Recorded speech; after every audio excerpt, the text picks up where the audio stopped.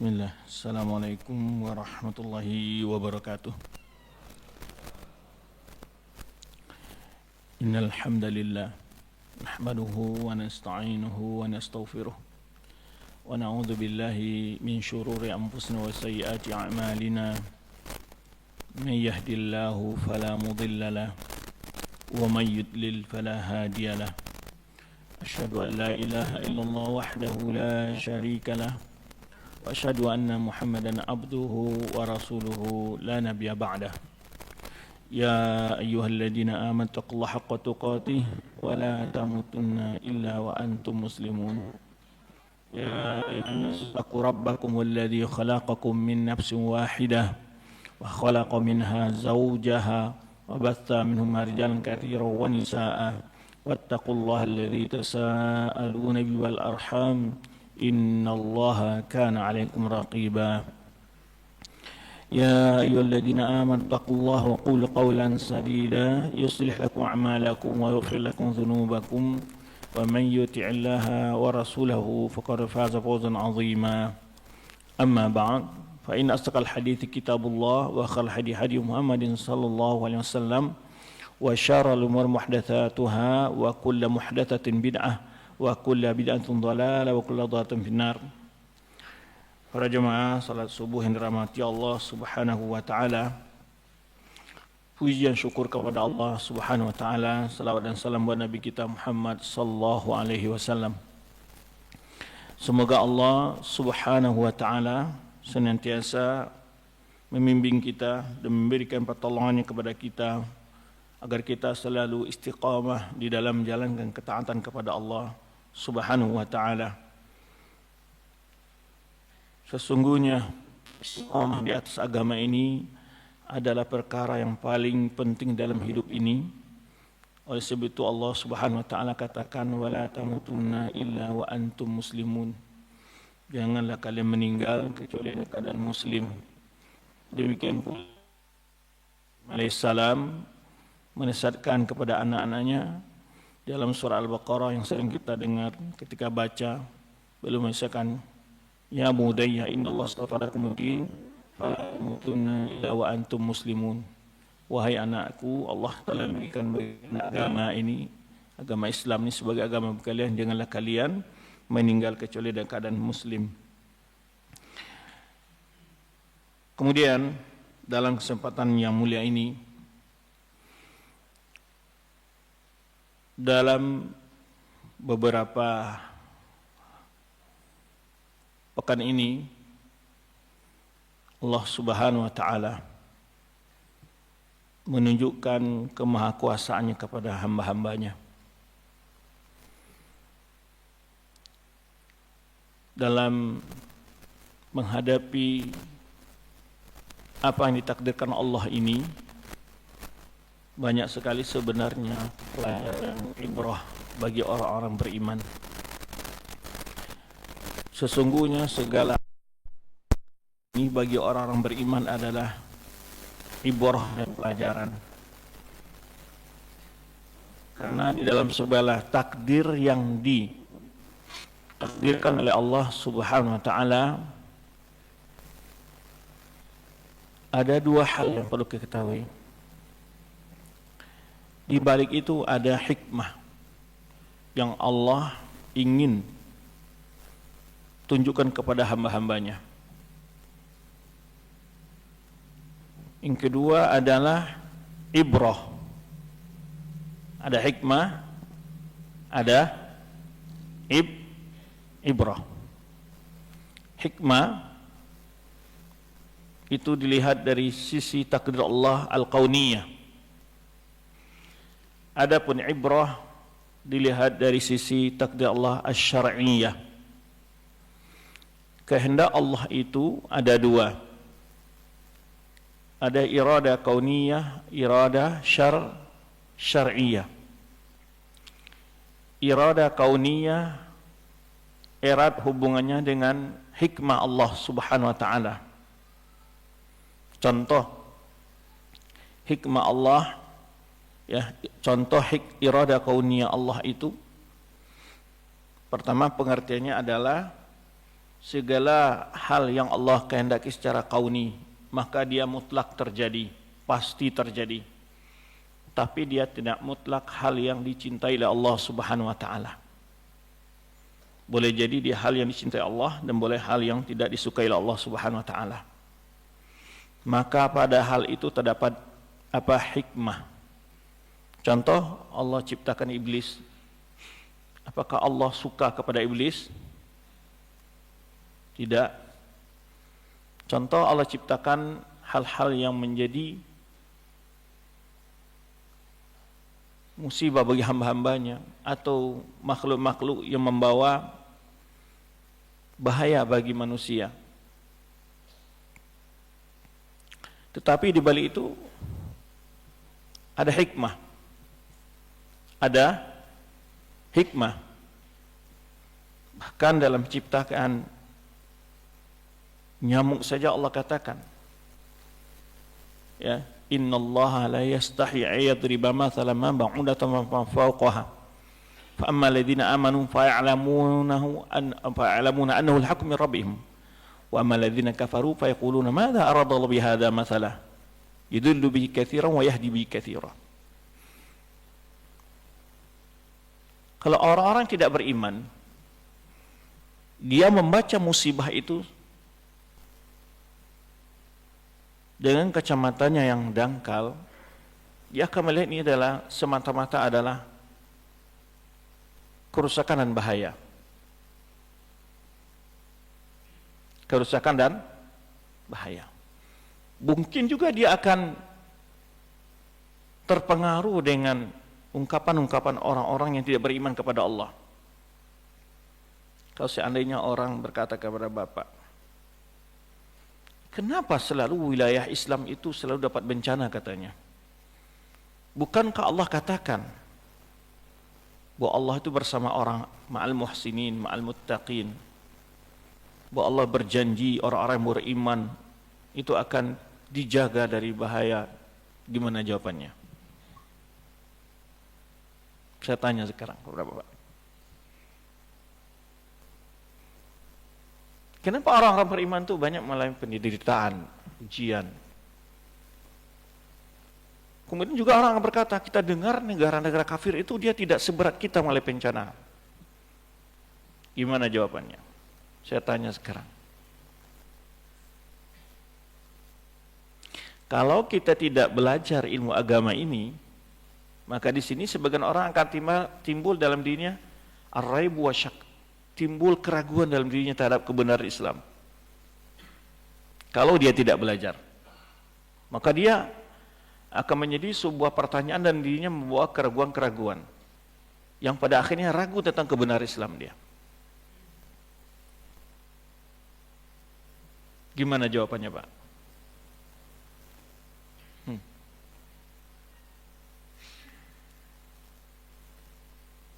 Kenapa banyak wilayah-wilayah Islam itu ada bencana, ada ini dan itu terus?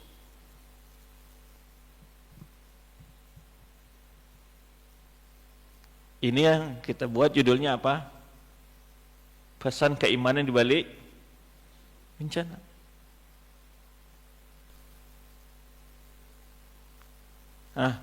Bukankah keimanan itu membawa kebahagiaan dunia dan akhirat, Ustaz? Apa jawabannya?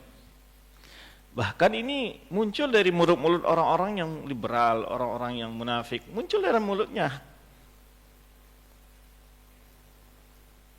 Itu mungkin akan digunakan sebagai isu untuk membuat bagaimana umat Islam ini lari dari agamanya. Taib, kita coba jawab. Pertama, kasih sayang Allah kepada orang beriman itu ada dua bentuk. Musibah yang dialami oleh orang beriman bukan sekedar musibah. Bila dia adalah orang-orang beriman yang bertakwa kepada Allah, bukan para nabi itu orang-orang bertakwa kepada Allah? Betul bukan?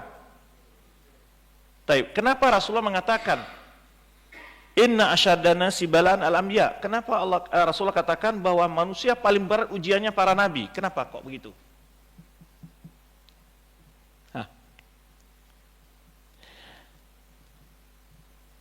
Jika dia orang bertakwa kepada Allah, maka segala ujian-ujian itu akan menaikkan derajatnya di sisi Allah. Jika dia orang beriman namun dia melakukan kesalahan-kesalahan dan dosa kepada Allah, maka segala apapun yang menimpa dalam kehidupannya adalah takfiran lahu, pengampun terhadap dosa dan kesalahannya.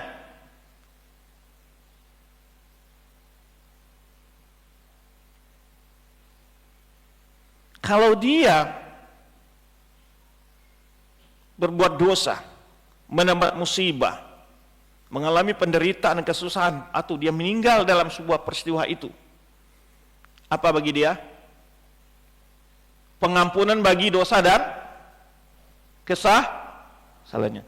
Tapi kalau orang kafir, Pak, mengalami penderitaan, mengalami kesusahan, ada manfaatnya bagi dia? Tidak.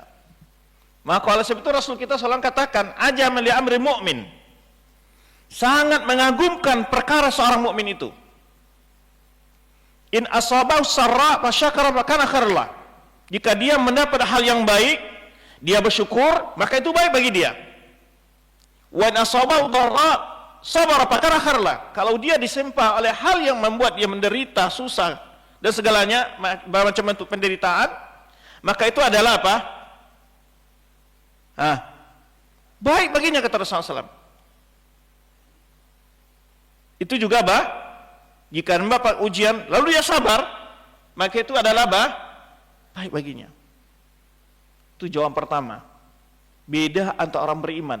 Selama dia bagi seorang muslim, maka Rasul kita SAW menyebutkan dalam hadisnya bahwa segala ma asal mu'minun nasabun wala qarbun, atau kama qala SAW, tidak seorang mukmin ditimpa oleh kesusahan, kepayahan di dunia ini sampai duri pun yang menusuk tumitnya atau telapak kakinya ketika berjalan.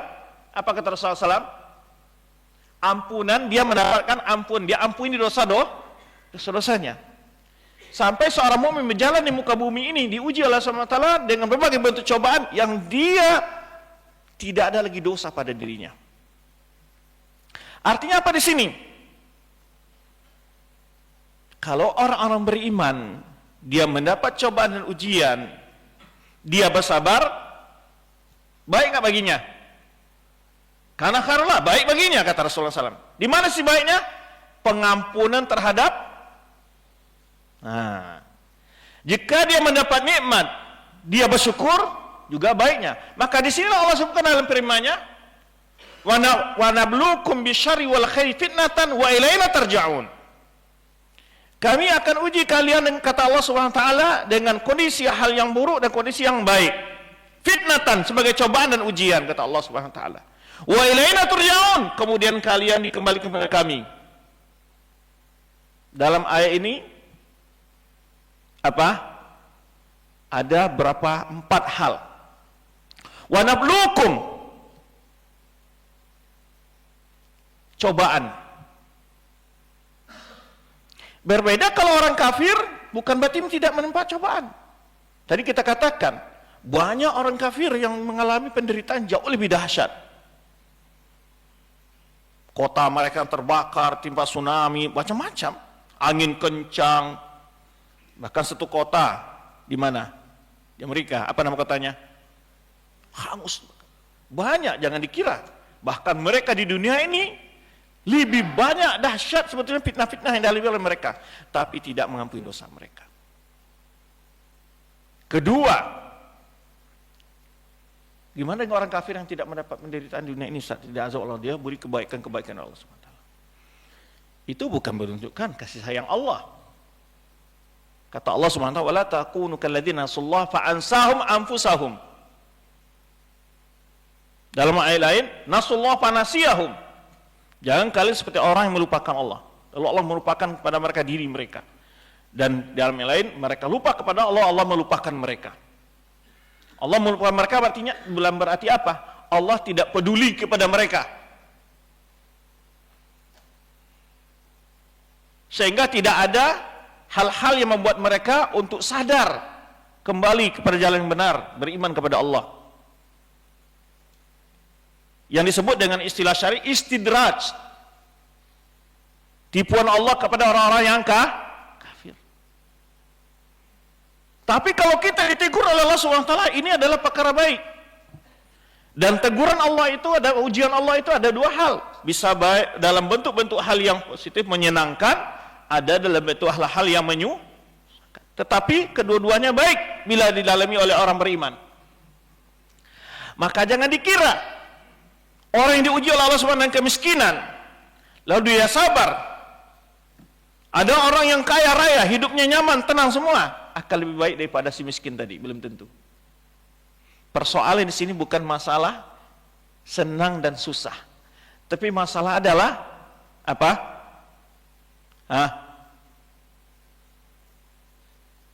Apa masalahnya? Iman dan takwa. Maka orang yang paling beriman, yang paling mulia, orang paling mulia si Allah itu siapa? Apakah orang paling kaya? Orang paling sehat? Ya, boleh jadi seseorang sehat, bugar, segala macam, dan tidak punya nilai si Allah Subhanahu wa taala. Sementara ada orang miskin, susah payah, ditimpa untuk kesusahan, tapi dia mulai si Allah Subhanahu wa taala. Kuncinya dua tadi, syukur dan sabar. Dan kita di dunia ini Allah ciptakan untuk apa? Memang untuk diuji. Alladzi khalaqal mauta wal hayata liyabluwakum ayyukum. Apa tujuan Allah menciptakan kematian dan kehidupan ini? Walladzi khalaqal mauta wal hayata. Dialah menciptakan kematian dan kehidupan ini liyabluwakum, agar Allah menguji kalian, ayyukum ahsanu, siapa di antara kalian terbaik amalnya. Bukan siapa di antara kalian paling banyak hartanya, orang yang paling banyak mendapat penyakit, bukan saja. Belum tentu juga orang yang dapat penyakit kesusahan lebih mulia pula dari orang kaya, tidak. Tapi intinya apa? Dengan dua hal tadi, jika dia dalam keadaan senang, bahagia, ya, tidak dalam kesulitan, dia apa? Bersyukur, maka baik. Tapi yang parah apa? Sudahlah menderita, sudahlah berusaha payah, dapat ujian dan semacam bentuk penderitaan di dunia ini, dia tidak bersabar dan tidak bertobat kepada Allah dari segala dosanya. Ini yang susah. Atau dia kaya raya, lalu dia sombong, congkak, dan tidak berinfak segala macamnya, dipergunakan harta pada jalan yang haram, bermuazir dan segala macamnya. Ini juga tidak membawa kebaikan bagi dia. Jadi persoalannya bukan dari sisi apa? Nah, di sisi kaya dan miskinnya, susah dan tidak susahnya. Tapi adalah ayyukum, maka Allah sebutkan. Maka tadi kita katakan bahwa siapapun di dunia ini dia diuji. Mungkin dari sisi materi dia tidak masalah, tapi diuji dengan hal yang lain dia. Maka si kaya diuji dengan miskin, orang tua diuji dengan anaknya, suami diuji dengan istrinya, dan segala macam bentuk ujian. Tidak ada di antara kita ini yang luput dari ujian, tidak ada. Orang kaya itu di dalam dengan hartanya itu sendiri ya diuji. Diuji dengan hartanya sendiri. Lah karena mencari harta dia lupa sholat, dia lalai memberi infak, segala macam bentuk hal yang melalaikannya kepada Allah. Ini hartanya tidak membawa kebaikan bagi dia.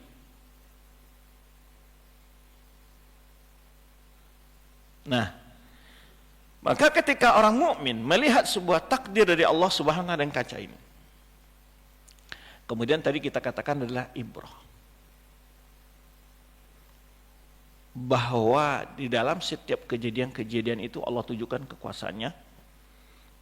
Ada rumah yang berada di sekitar tempat yang ada musibah itu, mengalami semua selain rumah itu hancur, tapi ada rumah orang yang tidak disentuh,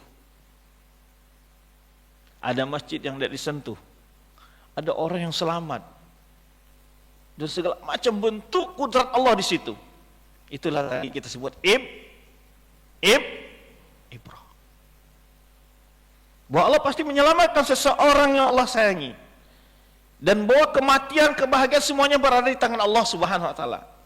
Sekalipun dia dibawa oleh gelombang, tanah longsor, banjir segala macam, bahkan yang mengalami umpamanya terkubur segala macam dalam sebuah bangunan segala macamnya, selama ajalnya belum sampai dia tidak akan pernah mati. Maka ditemukan kadang-kadang ada yang baru ditemukan setelah 3 hari, ada anak kecil yang dibawa oleh air bah itu kok malah selamat segala macam.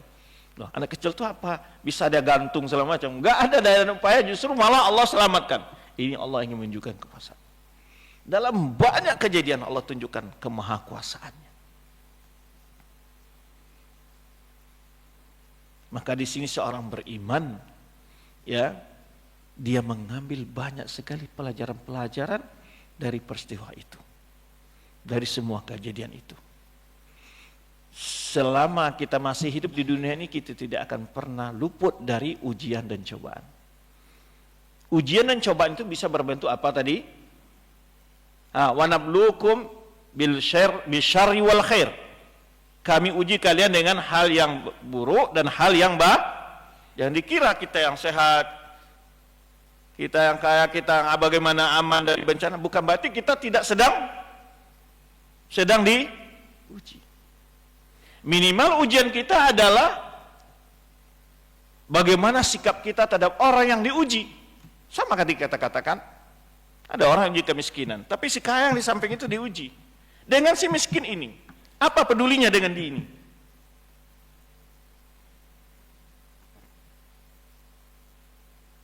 Maka siapapun kita tidak akan pernah luput dari ujian.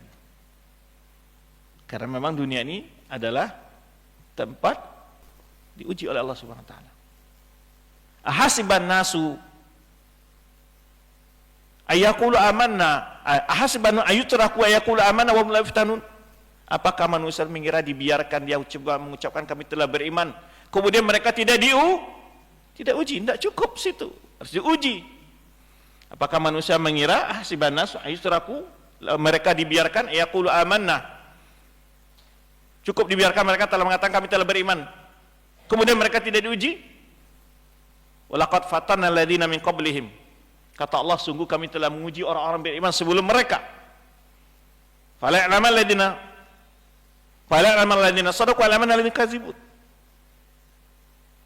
Agar Allah tahu orang yang jujur dalam imannya dan siapa orang yang dusta di dalam ahsaban nas ayutraku ayaqul amanna wa hum la yuftanun.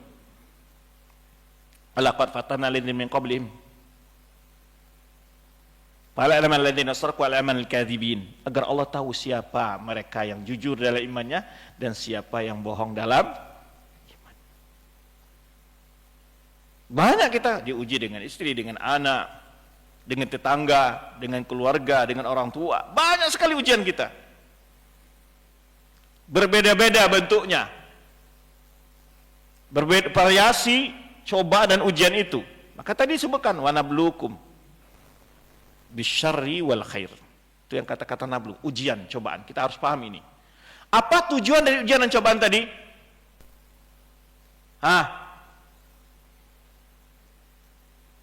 Sebagai apa? Membuktikan siapa yang benar-benar beriman. Diuji dengan apa? Ini 2 tadi yang kita sebutkan. Bentuk ujiannya apa? Ada yang bisyarri, hal yang buruk. Ada dengan hal yang, nah kalau sebutkan dalam surah Al-Baqarah juga. Berkata Allah Subhanahu wa taala, walanabluwannakum. Dalam ayat ini ada takkid di situ, ada lam taukid, ada nun taukid. Benar-benar sungguh kami menguji kalian. Itulah bahasa Indonesia begitu penekanannya. Walanabluwannakum bisyai'in minal khaufi, dengan sedikit rasa takut. Sedikit, tidak banyak. Bisyai'in. Ujian dan cobaan itu tidak ditimpakan oleh Allah SWT kepada seorang hamba melampaui daripada apa? kemampuannya. Karena tujuan Allah bukan untuk binasakan hambanya. Bisyai' minal khawfi wal ju'i, kelaparan. Wa naqas minal amwali wal anf, kehilangan harta, kehilangan jiwa. Wastamarat. Wa basyiris, beri kabar gembira orang-orang yang sabar. Subhanallah. Betapa kita lihat orang-orang yang timpa musibah yang mungkin kalau kita belum tentu mampu seperti mereka. Ibu-ibu rumahnya hancur semua. Dia sholat di samping puing-puing rumahnya. Dia ketika disapa masih tetap dengan tersenyum kepada orang lain. Kalau kita diuji mungkin belum mampu kita. Tapi Masya Allah, ada yang anak-anak hilang semua orang tuanya. Bapak-bapak yang hilang semua anak dan keluarganya. Tapi dia tegar. Dan kalau kita bicara pada diri kita mungkin belum mampu kita menghadapi. Tapi mereka subhanallah.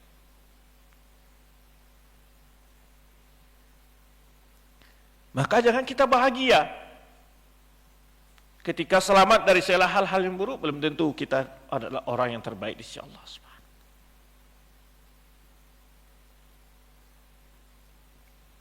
Hilang semua harta bendanya, rumahnya nggak ada, sawahnya sudah nggak ada.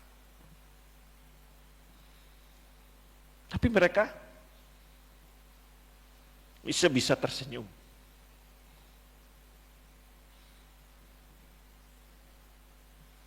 Kita saja yang kadang-kadang tidak ada kekurangan apa-apa dalam hidup ini secara materi, kadang-kadang tersenyum itu sangat susah ya. Subhanallah. Dan Allah tahu siapa hamba-hambanya yang berhak untuk diuji. Maka tadi setiap kita mengalami apa di dunia ini, cobaan dan ujian. Tapi kata Allah, wa basyiris sabirin. Kalau diuji dengan hal yang buruk tadi, solusinya sabar. Alladzina idza sabat musibatun qalu inna lillahi wa inna ilaihi raji'un. Itu orang-orang yang bila mendapat cobaan ujian dari Allah, dia mengatakan kami ini milik Allah dan kita akan kembali kepada Allah. Gimana seseorang tadi dia bisa tegar dengan sabar? Dia tahu apapun yang dimiliki di dalam hidup ini milik siapa? Milik Allah. Kita ini milik siapa? Di sini ada dua pelajaran. Harta yang Allah berikan, harta benda, apapun bentuk kenikmatan dunia yang Allah berikan ini, itu adalah titipan. Kalau Allah ambil, kan milik Allah. Kalau pemilihan berhak nggak kita maki-maki, marah-marah? Tentu ya sudah diambil oleh orang yang punyanya. Kemudian apa lagi? Dari situ apa? Kita ini milik Allah. Hatta di kita sendiri. Kalau kita milik Allah, tentulah Allah mentakdirkan, menentukan segala apa yang ingin Allah takdirkan pada diri kita. Dan kita yakin Allah itu Maha Pengasih, Maha Penyayang. Maka seseorang dia dapat musibah, walaupun dia hilang segala-galanya, apabila dia yakin dia adalah milik Allah, yang Rabbnya itu adalah Rahman Rahim. Tidak perlu takut. Kita punya Rabb. Di mana Rasul kita katakan tidak akan pernah mati seorang jiwa pun sebelum yastawfi rizqaha, sebelum rezeki yang Allah takdirkan kepadanya habis. Yakin kan? Selama nyawa ini masih ada, rezeki pasti ada. Maka ketika itu kita yakin kita ini milik Allah. Allah yang menciptakan kita. Tidak akan mungkin Allah akan menyia-nyiakan kita. Jangankan kita sebagai hamba-hamba yang beriman kepada Allah,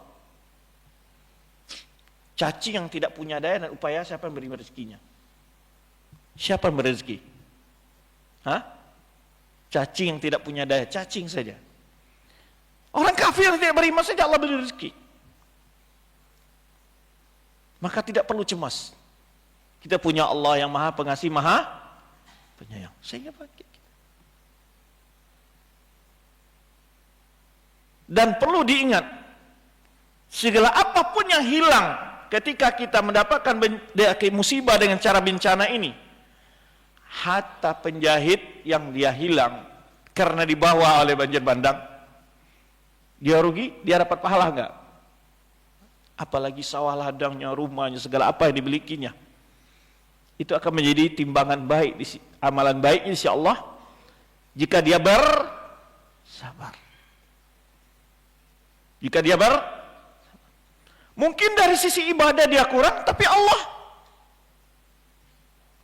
berikan pahala kepada dia dengan sisi yang lain. Nah, ini positive thinkingnya orang beriman kepada takdir.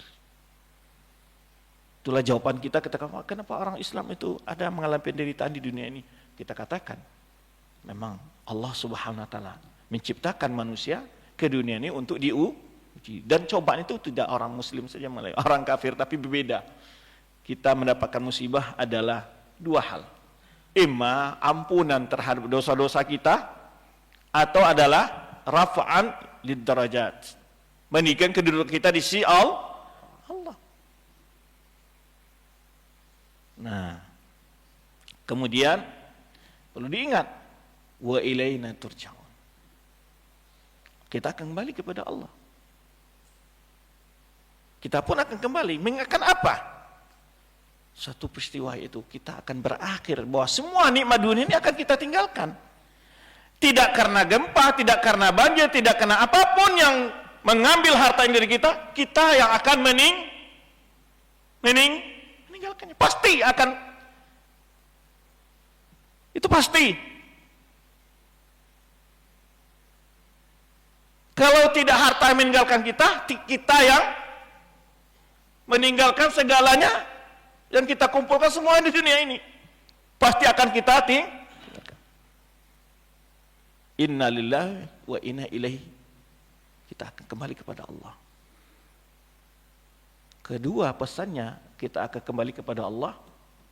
Apa peringatan di situ? Apa yang akan telah kita persiapkan ketika kita kembali kepada Allah? Jika kita mendapatkan nikmat-nikmat dari Allah Subhanahu wa taala, apakah nikmat-nikmatnya itu sudah kita pergunakan untuk amal dan jawaban-jawaban ketika kembali kepada Allah? Persoalan kita kembali kepada Allah. Bukan Allah akan tanya,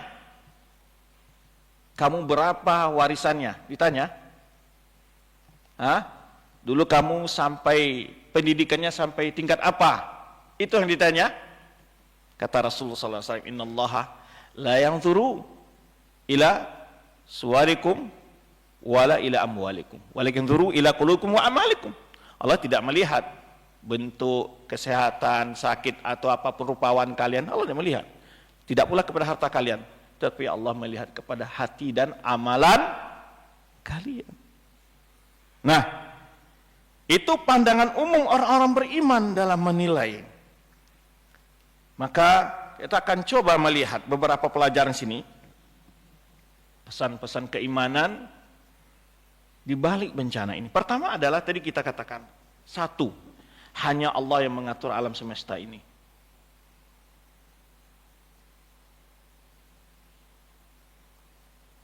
Hanya Allah yang mengatur alam semesta ini. Allah mentakdirkan kadang-kadang, Pak, ini contoh saja, ada rumah tiangnya sudah miring sekali, namun nggak roboh-roboh, Pak. Kalau datang angin pun nggak roboh-roboh, Pak. Kenapa? Karena Allah belum kehendaki, kan gitu. Ada rumah yang dibangun dengan sangat kokoh, datang angin yang tidak terlalu kencang, malah roboh, Pak. Betul? Ada orang yang sakit bertahun-tahun dan parah sekali, mungkin komplikasi, nggak mati-mati, Pak. Betul? Taib. Ada orang yang segar bugar tadi bicara-cara canda gurau dengan keluarganya, tidak berapa detik setelah itu Betul juga. Apa yang harus kita sadari? Bahwa yang berkuasa mutlak dalam alam semesta ini siapa? Allah Subhanahu wa taala. Itu keyakinan seorang mukmin. Karena ketika ada datang musibah, seorang beriman itu tidak kembali kepada Allah. Itulah yang kita katakan, inna lillahi wa inna ilaihi raji'un. Semua urusan ini kembali kepada siapa? Kepada Allah. Maka yang timbul dalam sini diri seorang mukmin ketika itu adalah tawakal kepada Allah. Dalam hidup ini kita perlu bertawakal kepada Allah. Karena yang mampu menyelamatkan kita dari segala bentuk bahaya siapa? Allah Subhanahu wa taala. Maka Rasul kita sallallahu alaihi wasallam katakan dalam hadisnya, kalau seandainya umat manusia ini bersatu ingin menimpakan sebuah kebaikan kepadamu, walistamau ala yanfa'uka bi syai'in lam yanfa'uka illa bi syai'in kataballahu lak.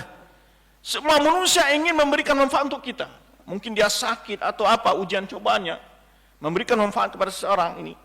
Kalau Allah tidak takdirkan mampu, Allah semua manusia atau ke rumah sakit semua dokter sedunia mencarikan untuk mengobat segala macam, kalau Allah tidak mentakdirkan untuk dia tidak akan mendapatkan hal itu. Walistamu ala yaduruka bi syai'in. Seandainya manusia ini bersatu semua ingin menimpakan bahaya untuk kita, tidak akan pernah menimpa kita. Kalau Allah tidak takdirkan akan menimpa. Disinilah seorang mukmin tawakal kepada Allah dalam segala sisi kehidupan. Karena banyak kita ini kadang-kadang kan, wah saya di tempat yang aman nih, kan? Nggak di pinggir gunung juga, nggak juga di pinggir pantai, kan gitu ya. Nggak pinggir gunung berarti saya aman dari galodo atau bahasa kitanya apa, banjir bandang gitu ya. Oh saya nggak di pinggir pantai, aman dari tsunami. Taib. Apa aminu makrallah? Apa kamu rasa aman dari tipu daya Allah? Jangan pernah.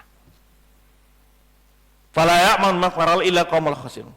Tidak ada yang merasa aman dari tipu daya Allah kecuali orang-orang yang orang-orang merugi. Tiba-tiba apa? Saya enggak di pinggir gunung, juga tidak di tepi pantai. Tiba-tiba digoyang oleh apa? Gempa. Semuanya rata dengan, maka timbul dalam hati seorang beriman melihat yang mampu menyelamatkan kita dari bahaya hanya Allah. Tapi bukan berarti dalam tawakal tadi kita tidak memperdulikan sebab-sebab kauniyah. Nah, betul. Jangan pula saya bertawakal kepada Allah lalu kita tidak memperhatikan sebab-sebab kauniyah, ketika membangun tidak diperhatikan kadar semen dan pasirnya. Ya, enggak begitu. Maka di sini pula bukan berarti semua kan takdir Allah lalu dibabat hutan itu semaunya. Enggak begitu pula pola pikirnya beriman kepada takdir. Paham?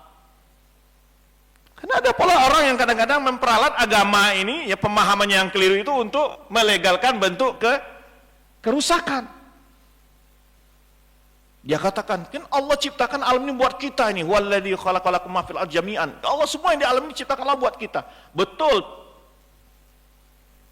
Tetapi bukan berarti berbuat tanpa ada aturan ukuran. Segala sesuatu ada sebab siapa menciptakan sebab akibat itu? Allah. Maka ketika ada Umar bin Khattab bertanya kepada sahabat ketika terjadi di Syam, ketika Umar bin Khattab mau menerima kunci Baitul Maqdis, ketika ditaklukan itu Baitul Maqdis, di tengah perjalanan terjadi musibah ta'un di Syam itu. Lalu Umar bermusyawarah dengan para sahabat, apakah kita melanjutkan perjalanan ke Syam atau kita tunggu sampai penyakit ta'un ini, wabah ta'un ini reda, selesai, berhenti. Nah. Sahabat yang meriwayatkan hadis ini tidak berada di saat Umar bin Khattab musyawarah itu. Beliau pergi buang hajat. Setelah kembali atau untuk keperluan tertentu, kemudian Umar bin Khattab beristihad. Kalau begitu kita tunda sampai wabah ini reda di Syam. Baru kita masuk ke Syam. Ada sahabat mengatakan, apa kata sahabat? Atafiru min qadarillah ya mu'minin? Apakah kau lari dari takdir Allah ya mu'minin? Sama sebagai pemikiran kita yang sebagian kita kan berpikir ini, kalau yang mati ya mati aja. Kenapa mu'minin menunda perjalanan ini? Ya, kalau kita masuk saya, kalau memang kita takdirkan mati, kalau nggak takdirkan mati ya nggak mati, ya lanjutkan aja. Gimana kira-kira? Apa jawaban Amirul Mukminin Umar bin Khattab? Naam, Nafiru min qadarillah ila qadarillah. Iya, kita lari dari takdir Allah kepada takdir Allah yang lah. Apakah kita bisa lari dari takdir Allah? Apapun yang kita lakukan itu dalam takdir. Lalu diberi contoh oleh Umar bin Khattab, bagaimana kalau salah seorang kalian mengembala kambing di padang rumput yang itu rumputnya kering, karena enggak ada air, rumputnya enggak mati semua, ya. Apakah dia tetap di situ atau dia mencari padang rumput yang bisa, ya, yang subur, yang bisa dimakan oleh batang tanahnya, yang ada air? Pasti dia bawa penatang tanahnya ke tempat yang ada rumput. Itulah upaya namanya usaha. Jika sakit berobat, maka Rasulullah sebutkan tadawwa ibadallah. Demikian pula kita hidup di dunia ini, Allah telah tentukan segala hal-hal itu. Maka itu disebut dengan iradah syariah. Ikuti perintah Allah. Wala tufsidu fil ardi ba'da islahiha. Tadi iradah syariah itu adalah aturan ketentuan Allah dalam agama. Ini adalah yang harus kita jalankan. Ini harus kita tentukan. Maka Allah katakan wala tufsidu fil ardi ba'da islahiha. Jangan kalian buat kerusakan setelah Allah dunia ini Allah ciptakan dengan sebaik-baik hal, keseimbangan. Ketika umat manusia tidak peduli, melakukan semaunya, menggali ketamakan terhadap dunia ini, tidak mempedulikan masalah lingkungan, apa yang terjadi? Nah, tetap itu muhasabah namanya. Di dalam musibah tadi ada sabar, ada ibrah, juga ada muhasabah, nggak peduli, enggak. Itu peringatan dari Allah. Maka Allah katakan, "Dhaharal fasadu fil barri wal bahri bima kasabat aydin nas." Telah nyata kerusakan di laut dan di darat. Dhaharal fasadu fil barri wal bahri, di darat dan di lautan. Bima kasabat aydin nas. Siapa yang melakukan? Gara-gara perbuatan manusia. Liyudhiqahum ba'dal ladzina amilu. Allah akan memberikan sedikit rasa akibat perbuatan perilaku mereka itu. Allah timpahkan kepada mereka musibah, bencana. Liyudhiqahum ba'dal ladzina amilu. Ba'dal ladzina amilu, agar Allah rasakan sedikit efek dari perbuatan perilaku mereka itu. Harus ada muhasabah. Baik itu bersifat diri kita sendiri, kita umpamanya ditimpakan penyakit oleh Allah SWT, ya kita sabar. Tapi kita perlu muhasabah. Mungkin ini adalah sebagai teguran dari Allah dan sudah selesai kesalahan saya. Saya bertobat. Ya harus ada. Itulah yang kita sebutkan tadi, pesan keimanan itu apa di balik ini. Harus muhasabah. Baik yang dapat musibah atau kita yang tidak mendapat musibah, harus ada muhasabah.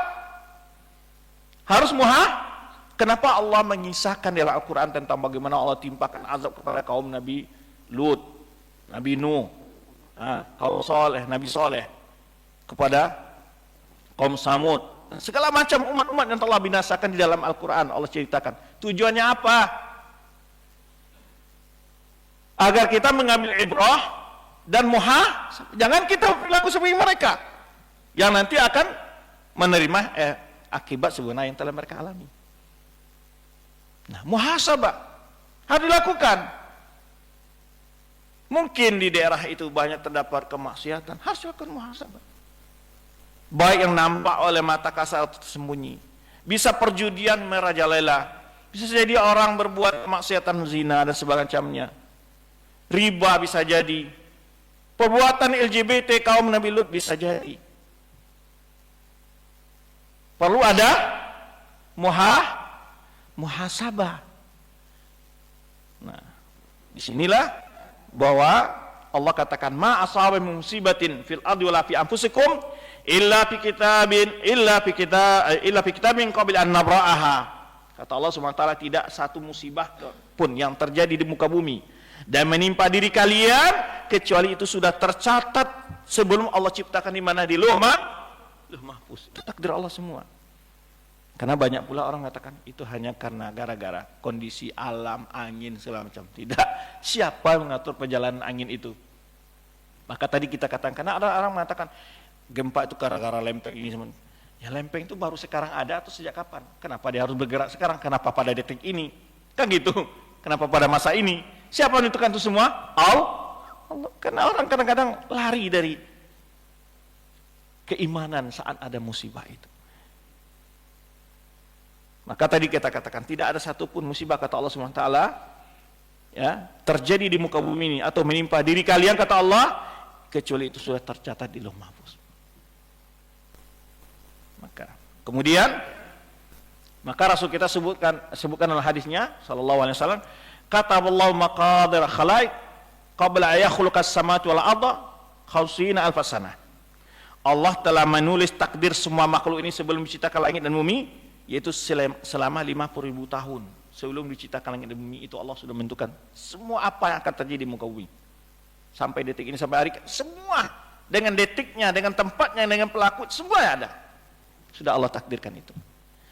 Maka tadi kita ini perlu beriman dengan takdir. Maka seorang mukmin ketika mendapat musibah tadi, innalillahi wa inna ilaihi raji'un. Ini adalah semuanya kembali kepada Allah. Itu seorang mukmin dulu. Maka kita bersabar, kita bertawakal, juga kita sekaligus apa? Muhasabatun nafs. Perlu. Nah, kemudian wa ma asab musibah inilah tidak satu musibah akan terjadi di muka bumi kecuali dengan izin Allah. Karena Allah SWT bila berkehendak, innama amru idza arada syai'an yaqul lahu kun fayakun. Urusan Allah itu kalau Allah sudah ingin berkehendak sesuatu, Allah cukup katakan kun fayakun. Jadi maka jadilah. Baik. Fa subhanalladzi bi yadihi malakutu kulli syai' wa ilaihi turja'un. Maha suci Allah yang di tangannya segala ketentuan segala sesuatu. Dan kepadanya lah kalian akan dikembalikan kata Allah Subhanahu wa taala. Baik. Kemudian pelajaran berikutnya adalah bencana adalah buah dari dosa perbuatan manusia. Ini tadi yang kita sebutkan. Perlu ada muhasabah. Tetapi ketika kita berada di tempat bencana jangan pula dikatakan masyarakat ini karena kalian di sini nggak ada yang sholat, bukan begitu pula. Ya. Jadi ketika orang dalam musibah itu kita hibur. Betul kita ingatkan kepada Allah, ya, untuk sabar, untuk berharap, raja kepada Allah SWT. Tapi bulan-bulan pula kita dengan bahasa-bahasa, ya pantaslah kalian diazab, sini kalian jarang sholat. Ada begitu pula di tempat musibah itu. Ketika orang dalam keadaan susah, bukan dengan bahasa, tapi kita adalah beri sifat raja, naikkan rasa harap yang besar dalam diri kepada Allah SWT. Bahwa harus dihibur bahwa apapun yang hilang dari tangan kalian, apapun yang kalian alami, ya, walaupun hanya yang hancur itu adalah apa istilahnya cerek tempat kalian minum, semuanya itu akan ada balasan dari Allah Subhanahu wa taala. Apapun bentuk harta yang kalian hilang karena musibah ini, jika kalian bersabar, itu adalah tabungan di sisi Allah Subhanahu wa taala.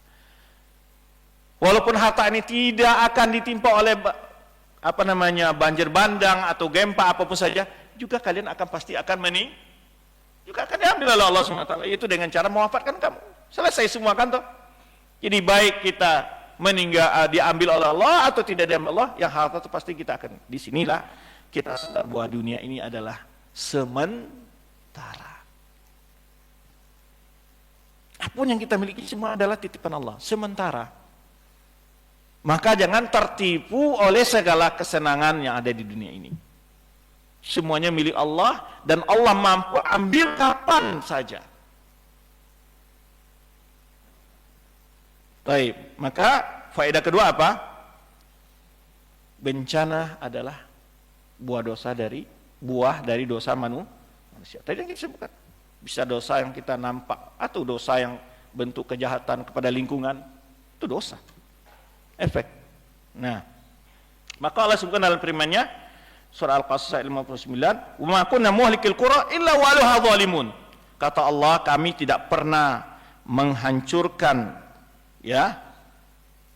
negeri-negeri kecuali penduduknya dalam keadaan melakukan kezaliman, imma kemaksiatan yang bentuk dosa besar, syirik, perbuatan bid'ah dan segala macam bentuknya. Bayangkan di salah satu tempat musibah itu ada namanya kedai goyang, disegel oleh Satpol PP. Ada kedai di desa itu adalah tempat apa?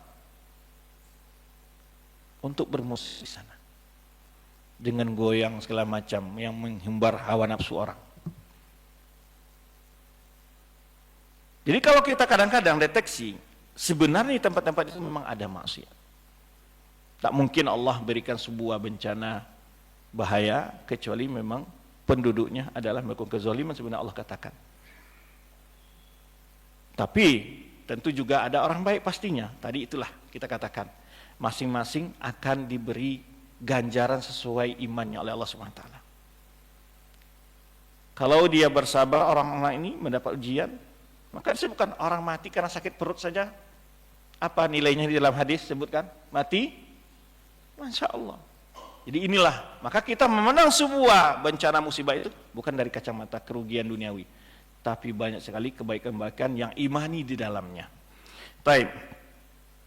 Maka Rasulullah SAW sebutkan hadis Abu Musa radhiyallahu anhu bahwa Rasulullah SAW bersabda, la yusibu abdan nakabatun fama faqaha. Ini tadi hadis sebutkan, tidaklah seorang hamba ditimpa oleh kesusahan atau lebih besar, auduna atau lebih kecil, illa bidzambin, kecuali gara-gara dosa.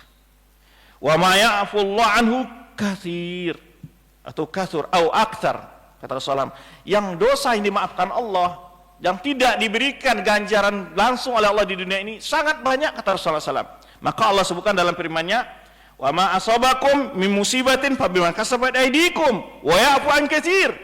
Tidak ada musibah yang menimpa kalian, kata Allah, kecuali akibat efek perbuatan kalian. Bima kasabat aydikum wa ya'fu an katsir. Allah maafkan banyak sekali dosa kalian. Berarti dosa ini adalah berkesinambungan dan tidak ada tanda-tanda untuk mau kembali.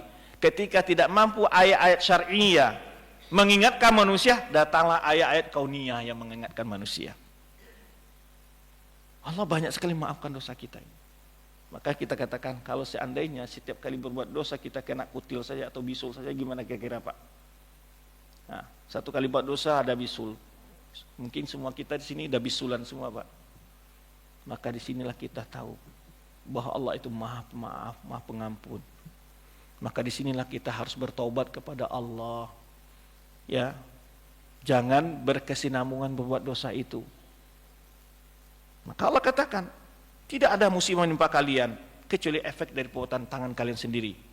Ya, ada dosa yang berhubungan dengan personal kita, ada dosa yang bersebuatnya adalah kepada lingkungan dan masyarakat. Ya, seperti mana yang tadi kita sebutkan, penambangan liar, penambangan hutan, segala macamnya. Allah banyak sekali memaafkan kalian. Kalau setiap hari Allah menimpakan bencana pada kita atas dosa kita, enggak akan ada yang di muka bumi ini suatu makhluk kan. Maka Allah sebutkan dalam ayat yang lain itu, ya, kalau seandainya Allah timpakan azab kepada manusia setiap berdosa, tidak akan ada satu makhluk pun di muka bumi ini. Maka di sini. Kemudian yang ketiga, pelajaran berikutnya adalah, ya, sebetulnya banyak sekali dalil-dalil sini. Seperti firman Allah Subhanahu wa taala tadi kita sebutkan, walau yu'akhidullahu nasa bima kasabu ma taraka ala dhahriha min dabatin. Kalau seandainya Allah mengazab manusia dengan segala apa yang mereka lakukan, dosa-dosa yang mereka lakukan, sungguh tidak akan tersisa di muka bumi ini dari satu ekor binatang pun Pak. Kalau seandainya setiap dosa manusia ini Allah beri ganjaran, tidak akan tersisa seekor makhluk pun muka bumi ini, kata Allah. Walakin yuakhiruhum, tapi Allah beri tangguh mereka ila ajalin musamma, pada waktu tertentu. Fa idza jaa ajaluhum, bila takdir mereka, ketentuan mereka, ajal mereka telah datang, fa innallaha kana bi ibadihi basira. Sungguhnya Allah terhadap hamba itu Maha melihat. Maka Allah katakan, wa anibu ila rabbikum wa aslimu lahu. Kembalilah kepada Rabb kalian dan tunduklah kepada Rabb kalian. Min qabli ya'tikumul adzab, sebelum datang kepada kalian azab. Ini ibrah bagi kita juga. Ya, tunduk dan patuhlah kepada Tuhan kalian, min qabli ya'tikumul adzab, sebelum datang kepada kalian azab Allah Subhanahu wa taala. Taib, yang ketiga adalah wajib kita bersabar diiring dengan introspeksi diri yang tadi kita sebutkan. Ya, kita bersabar tapi sekalipun juga muhasabah. Tadi kita katakan kadang-kadang penyebab bencana itu, musibah itu adalah efek daripada perilaku kita. Ahsibana sa'iturku ayakulu amanahum la yaftanun, tadi yang tidak disebutkan, apakah manusia itu mengira mereka cukup dibiarkan mengatakan kami telah beriman lalu mereka tidak diuji, kata Allah. Walaqad fatanna alladziina min qablihim, sungguh kami telah menguji orang sebelum mereka, kata Allah Subhanahu wa taala. Fala'lamallahu alladziina shadaqu wa la'lamanal kadzibin. Agar Allah tahu siapa mereka yang jujur dalam imannya, dan Allah juga tahu siapa yang bohong dalam imannya. Ya. Kemudian tadi sudah disebutkan hadis Rasulullah SAW, ajam li amri mu'min, ya, inna amrahu kulluhu khair. Sangat menguntungkan. Ini keuntungan kita sebagai seorang beriman, Pak. Beda dengan orang yang tidak beriman tadi kita katakan. Kita menjawab syubhat orang mengatakan, kok orang beriman tuh banyak mendapat cobaan dan ujian dari Allah. Itu bagian dari kasih sayang Allah kepada mereka. Kadang-kadang manusia ini kembali kepada Allah, diuji dengan ketika dia miskin, dia sadar kembali kepada Allah. Ya, kadang-kadang ada orang yang mampu diuji selamat dengan diberi rezeki oleh Allah SWT, justru dia rajin ke masjid dan segala macam. Tapi banyak orang cepat kembali kepada Allah bila mendapat hal yang menyusahkan. Heran. Tapi kadang-kadang kalau uji dengan hal yang menyenangkan, banyak orang lalai. Maka kasih sayang Allah itu kepada kita. Ketika Allah berikan cobaan dan segala macamnya, kita mendapatkan ampunan dari Allah Subhanahu wa taala. Kemudian perlu kita yakini, tadi kita katakan bahwa tidak ada artinya suatu musibah itu murni musibah lalu tidak ada suatu hal yang positif bagi seorang beriman. Setiap ada kesusahan pasti ada kemudahan. Inna ma'al usri yusra, pasti. Maka kembali kepada wa may yattaqillaha yaj'al lahu makhraja wa yarzuqhu min haitsu la yahtasib. Barang siapa yang mau bertakwa kepada Allah, maka ketika kita susah, sakit, apapun saja, jangan lupa tetap menjaga ketakwaan kepada Allah SWT. Karena itu salah satu solusi yang paling terpenting. Bukan masalah datang donasi, tidak datang donasi dari orang lain, tidak. Yang paling penting, wa may yattaqillaha yaj'al lahu makhraja wa yarzuqhu min haitsu la yahtasib. Barang siapa yang bertawakal kepada Allah, apa? Allah berikan dia jalan keluar dari salah kesulitan. Wa yarzuqhu min haitsu la yahtasib. Allah beri rezeki dari arah yang tidak dia kira-kira. Mungkin dia tidak makan berapa hari itu, Pak, tapi Allah beri rezeki dia. Bagaimana rezekinya? Itu Allah berikan hidup, sehat. Ada orang yang, Pak, coba bayangkan, Pak, banyak kita ibrah dalam hidup ini. Ada orang yang makannya itu memungut, pemulung, umpamanya dari sisa-sisa makanan. Yang kalau kita orang-orang ini kalau makan kadang mungkin sudah muntah-muntah dan sakit perut. Betul enggak? Hah? Tapi ada orang makan dari makanan-makanan dipungut di tong sampah. Kenapa dia tidak sakit perut, muntah-muntah segala macam? Kalau kita kadang-kadang makannya sudah dicuci, buah sudah dicuci, masih aja diare, ya kan? Subhanallah, itulah hikmah Allah Subhanahu wa taala. Rezeki Allah itu bukan dilihat dari segi nominal, Pak. Rezeki Allah itu kesehatan, ketenangan jiwa, itu rezeki yang luar biasa. Dan lebih terpenting, rezeki Allah adalah Allah beri petunjuk kita. Allah jadikan kita orang istiqomah ketika diuji Allah, baik dengan kesusahan atau kesenangan, kita istiqomah dengan jalan Allah. Inilah rezeki yang tidak ada taranya, Pak. Ini kadang-kadang kita melihat rezeki itu adalah nominal saja yang ada di dalam rekening, tidak itu, Pak. Atau jumlah sertifikat tanah, enggak. Betapa banyak orang-orang yang kadang-kadang diuji dengan kekayaan Allah SWT, hidupnya justru tidak merasakan. Dan inilah efek ketika beriman. Coba lihat orang kafir, Pak. Banyak mungkin mereka kita lihat kemajuan negara mereka, kemudian alat-alat teknologi dan segala kesenangan seakan-akan ada di mereka itu duniawi ini, kayak gitu kan. Tapi adakah mereka mendapat ketenangan jiwa? Setiap hari dihantui oleh apa perasaannya, Pak? Akan ini jangan hilang, jangan rusak, jangan. Itu saja pikirannya bagaimana? Fokus kepada harta. Maka kita jika mohon kepada Allah, kalau orang beriman tawakal kepada Allah, yang menjaga diri kita, harta kita, anak keluarga kita siapa? Serahkan kepada Allah Subhanahu wa taala. Itu bedanya orang beriman dengan orang tidak beriman ketika memandang hidup dunia ini. Makanya mereka keliling dunia kesana sini mencari tempat yang indah, ke laut, ke pantai, ke gunung. Kenapa mereka mencari itu, Pak? Mencari apa? Hah? Ketenangan jiwa. Bukankah itu yang mereka cari? Ada di tengah kaum muslim ini, Pak, hidupnya berapa orang lah saya kenal. Dia itu berbisnis di apa semacam. Dia ngumpul uang, Pak, ratusan juta. Cita-citanya kemana, Pak? Mau jalan-jalan ke Paris, mau jalan ke Belanda, keliling dunia. Satu kali perjalanan, Pak, ratusan juta habis, Pak. sudah habis uangnya. Terus setelah sampai di rumah, apa yang dia? Betulkah ketenangan tadi dapat semana yang diharapkan? Tidak. Sama dengan kita, Pak. Kadang-kadang kita jalan, lihat ada air mancur, ada air terjun, segala macam, pantai yang indah. Seberapa lama senang di situ, Pak? Bapak mau duduk di pantai itu sampai tengah malam? 6 hari, 7 hari di situ? Itulah kesemuan, itulah dunia, Pak. Ketenangan semua mereka dapatkan, Pak. Bapak punya uang banyak, beli mobil mewah-mewah, semewah-mewahnya, lengkap. Seberapa lama Bapak bahagia dengan mobil itu? 1 minggu? 2 pekan? 1 bulan? Kemudian 1 bulan, sudah 1 bulan mobil mewah tadi apa rasanya, Pak? Hah? Sudah menjadi hal biasa. Bapak punya uang banyak, bangun rumah sebesar dan semewah-mewahnya. Seberapa lama Bapak nyaman di rumah itu dan merasakan sangat bahagia sekali punya rumah seperti itu? Seberapa lama, saya tanya? Setelah itu lewat 2 bulan, 3 bulan. Kalau sudah setahun, bosan. Nggak ada apa-apanya. Sekarang tinggal kita dengan istri saja, anak-anak semua sudah tinggal. Itulah kehidupan dunia. Semuanya sementara. Kalau kita mengejar kesenangan duniawi, tidak akan pernah selesai, Pak. Tapi orang-orang beriman, baik diuji dengan kesusahan atau kesenangan, dia selalu mendapatkan apa dalam dirinya. Kata Rasulullah SAW, bagaimana hidupnya? Kita dengar para anbiya itu orang-orang yang paling bertakwa kepada Allah. Apakah keberuntungan yang mereka raih itu kesenangan duniawi atau kesenangan jiwa dan ukhrawi? Jiwa. Inilah yang hakiki, Pak. Kebahagiaan jiwa ini yang lebih penting. Ada orang punya rumah yang seluas-luasnya, tapi bila jiwanya kosong, rumah itu bagaikan penjara, Pak. Mobil mewah naik, tapi naiknya terasa naik delman, Pak. Bila Allah tidak berikan keberkahan kepada nikmat Allah, kita berikan kepada kita. Maka inti dari nikmat, dari kesenangan yang ingin kita cari, sa'adatud dunya. Maka kita minta kepada Allah, berilah saya kebahagiaan dunia dan akhirat. Kita tidak minta kebahagiaan itu dengan cara kaya, Pak.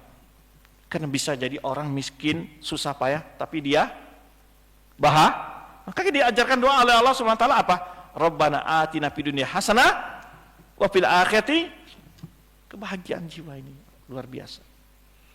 Maka Syaikhul Islam Taimiyah menyebutkan dalam kitabnya, berkali-kali disebutkan kalau seandainya orang-orang penguasa yang kaya-kaya ini tahu kesenangan jiwa yang kita dapatkan dengan ketaatan kepada Allah SWT, la jaladuna bisuyuf, sungguh mereka akan cemburu, mungkin mereka perang kita dengan pedang mereka, cemburu melihat bagaimana kebahagiaan yang diraih oleh orang beriman dan bertakwa kepada Allah dibanding dengan orang punya kekuasaan dan kaya raya itu, Pak. Maka yang kita cari apa? Sa'adat dunya wal akhirah. Itu tidak ada kecuali dengan bertakwa kepada Allah SWT. Ya. Wa may yattaqillah yaj'al min amri yusra. Orang bertakwa kepada Allah, Allah kemudahkan segala kesulitan dari urusannya. Allah beri kemudahan segala urusannya. Baik. Maka itu di antara hikmah-hikmah yang wajib kita benar-benar diiringi dengan rasa introspeksi diri, bertobat kepada Allah Subhanahu wa taala. Kemudian yang keempat, ini banyak sebetulnya, mengingatkan kita akan kehancuran dunia ini beserta segala isinya, Pak. Allah katakan bagaimana nanti terjadi di hari kiamat, air laut naik ke daratan. Nah, itu contohnya tsunami, Pak. Kalau itu hanya sebagian air laut naik, belum sampai separuh, bahkan bukan 10 air laut naik. Betapa Allah porak-porandakan. Bagaimana nanti semua air laut naik ke daratan. Bagaimana ketika bumi ini digoncang yang segoncang-goncangnya ketika gempa. Iza zulzilatil ardu zilzalaha wa akhrajal ardu athqalaha. Semua isi bumi ini keluar, Pak. Yang namanya lava, panas, emas, semua isi dikeluarkan bumi. Wa qala al-insanu ma laha. Manusia berkata, kenapa terjadi begini? Nah, apa jawaban bumi? Inna rabbaka auhalah, bahwa Rabbnya telah mewahyukan dia untuk selesai kehidupan ini. Maka suatu hal yang kita ingat di sini adalah harta yang ada pada kita, yang kita kunci dengan kunci, kita jaga dengan apa semacam. Itu kalau Allah berkehendak, kalau ingin habis berapa detik saja habis, Pak. Maka oleh sebab itu apa? Mengingatkan kita akan hancurnya segala kehidupan dunia ini. Baik. Banyak sebetulnya pelajaran-pelajaran di sini. Kemudian Yang terakhir ini insyaallah adalah menghidupkan kembali ruh kebersamaan di kalangan kaum muslimin, Pak. Masya Allah. Kita terharu ketika ada musibah. Banyak sekali orang yang subhanallah, Pak, tergerak hatinya untuk berinfak. Menginfakkan hartanya. Kita lihat sekarang musibah yang ada di Sumatera, Masya Allah. Para pemda-pemda dari Riau, dari manapun, ya, dari Jawa Barat, banyak sekali mereka. Bahkan secara pemerintah pun mereka saling membantu. Nampak rasa saling kebersamaan. Yang selama ini kita mungkin hidup masing-masing, tidak mikirkan saudara kita. Namun ada momen yang Allah ingatkan kita, bahwa kita harus berbagi dengan saudara-saudara kita. Selama ini kita kalau nggak ada musibah kan gitu, Pak. Lupa dengan saudara-saudara kita. Bahkan di sekeliling kita, bahkan kerabat kita kadang-kadang kita lupa, Pak. Maka musibah itu mengingatkan kita, menghidupkan rasa kebersamaan di kaum muslimin. Langsung tiba rasa kasihan dalam kita, karena Allah lihatkan bagaimana itu rumah-rumah mereka tenggelam. Hanya lihat atapnya saja. Semua habis. Maka Allah hidupkan ketuk hati kita dari sini. Makanya Rasul kita SAW gambarkan dalam sabdanya bagaimana orang beriman itu bersaudara. Matul mu'minin fitarahumi fitawadudi mutawadihim wa tawaruhim wa ta'atufihim. Perumpamaan orang beriman itu fitawadihim, dalam kasih sayang, wa tarahumihim, ya, dalam kesetiaan, wa ta'atufihim, dalam kelembutan. Masalul jasadi idza ishtaka min udhun tada'alahu sa'irul jasadi bis sahri wal humma. Perumpamaan orang beriman seperti tubuh yang satu, kata Rasulullah SAW, dalam kasih sayangnya, kesetiaannya. Kalau tangan kiri sakit, tangan kanan yang urut, Pak. Ya kan? Kan gitu. Gimana tubuh yang satu? Rasul kita selalu umpamakan orang beriman ini adalah tubuh yang satu. Tidak ada ketika mata atau kaki yang tersandung umpamanya, lalu matanya nyenyak tidur, enggak dapat. Subhanallah, ini perumpamaan yang luar biasa dijadikan Rasulullah, bagaimana kesetiaan, kasih sayang orang beriman itu sama mereka. Seperti tubuh yang satu. Ketika kepala kedinginan, tangan ngangkat selimut. Maka ini jika mereka diuji dengan kehilangan harta, kita diuji dengan apa, Pak? Membantu mereka menginfak kepada mereka. Ini ujian buat kita. Bukan mereka saja yang diuji, kita sedang diuji. Apa pedulinya kita dengan saudara-saudara kita itu? Mana rasa keimanan kita? Hadir enggak saat melihat mereka dalam kesusahan itu? Kita juga diuji. Mereka diuji dengan musibah, kita diuji juga dengan bentuk hal yang lain. Kita sedang diuji semua. Bagaimana rasa kesetia kawan orang Muslim, sama bangsaan segala macam? Diuji di sini, Pak. Ya, sekaligus kita ambil ibrah, jika mereka telah harta mereka itu telah disimpan di sisi Allah pahala bagi mereka, kenapa kita juga tidak ingin menyimpan harta kita di sisi Allah SWT dengan membantu mereka? Seberapapun yang kita beri, itu adalah simpan buat kita kelak di akhir, sehingga hidup. Ini di antara hikmah adanya musibah itu, Pak. Menghidupkan kembali rasa persaudaraan sama kaum muslimin. Tidak terkotak-kotak. Kemarin kita dikotak oleh politik, ini partainya begini, ini tidak membantu, tidak diberi sembako, ini cari yang mengikut partainya melalui partai ini, kan gitu ya. Atau karena penatik kepada kelompok, kepada golongan, kepada daerah, enggak ada, Pak. Di saat musibah, Masya Allah, kita lihat tumbuh persaudaraan kita itu. Tidak ada bicara, oh ini itu orang Minang, ini saya orang Batak, oh itu orang Aceh, enggak ada. Jawa, Batak, Minang, apapun sukunya,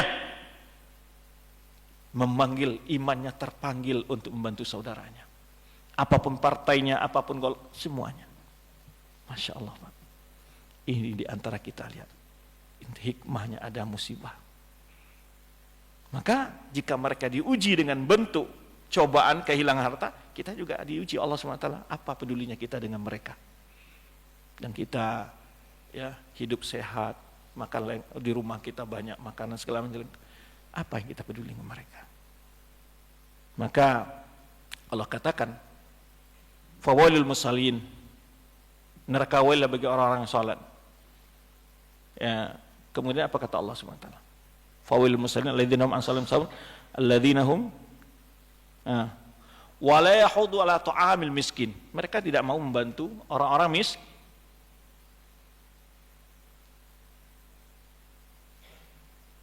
Itu orang-orang melalaikan anak yatim, tidak membantu fakir miskin. Itu orang yang samakan soalnya, ya, orang fawailul musallin alladzina idza Kata Allah Subhanahu wa taala, "Ara'aita alladziina kadzibu bid-din, fadzalikal ladzi yad'ul yatim." Ara'aita alladzi yukadzibu bid-din. Tahukah engkau siapa orang mendustakan agama itu? Nah. Ara'aita alladzi yukadzibu bid-din, fadzalikal ladzi yad'ul yatim. Itulah orang-orang yang membiarkan anak yatim. Wala yahuddu ala ta'amil miskin, dan tidak pernah membantu orang miskin. Tidak ada motivasi untuk membantu orang miskin, membiarkan anak yatim.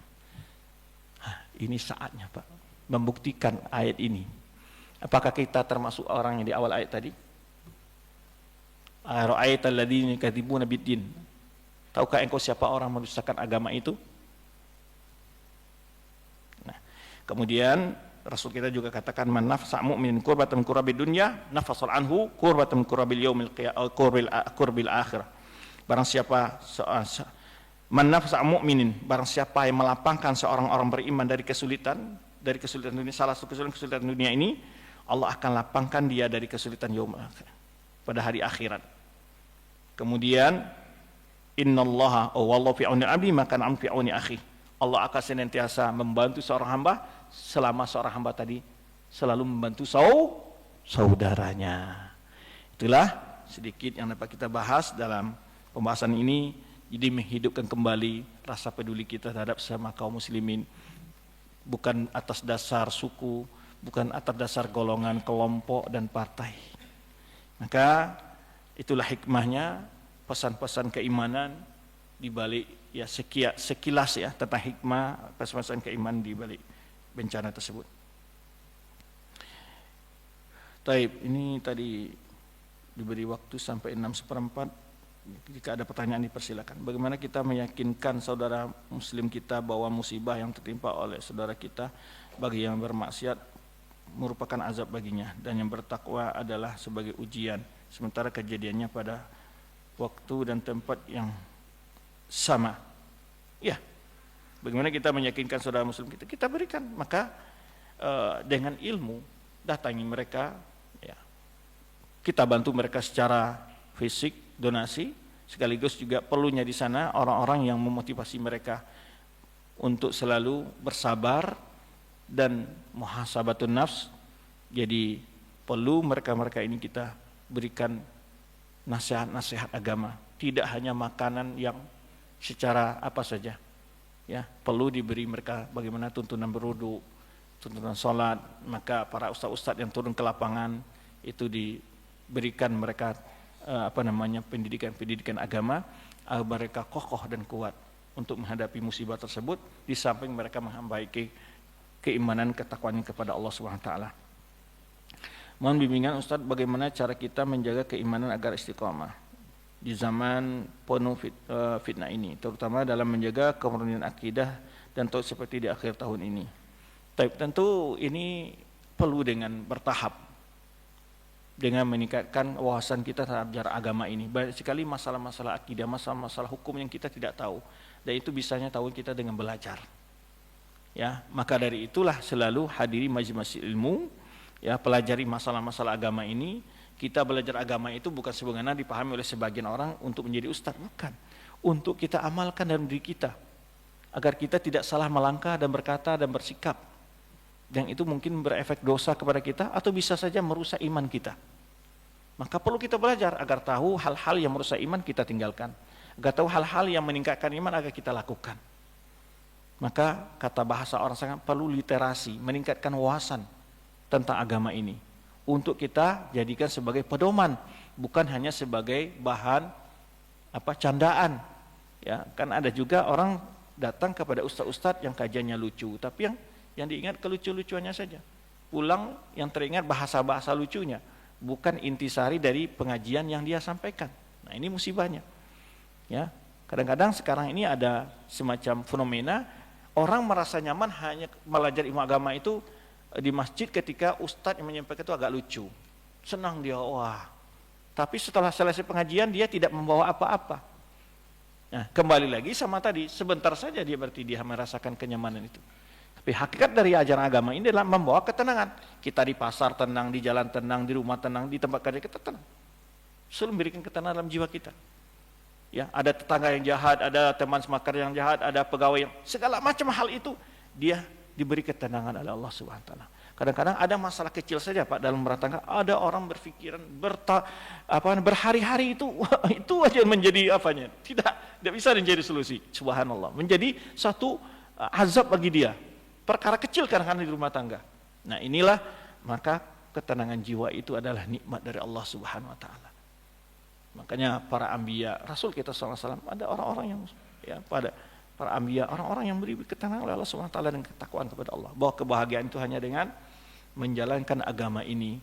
Kalau seandainya kebahagiaan dan harta dan dengan segala kemewahan, yang fokus pendidikan sekarang bagaimana menghasilkan harta, tidak di situ sumber kebahagiaan. Semata-mata bukan. Memang salah satu sebab bisa saja harta membawa kebahagiaan.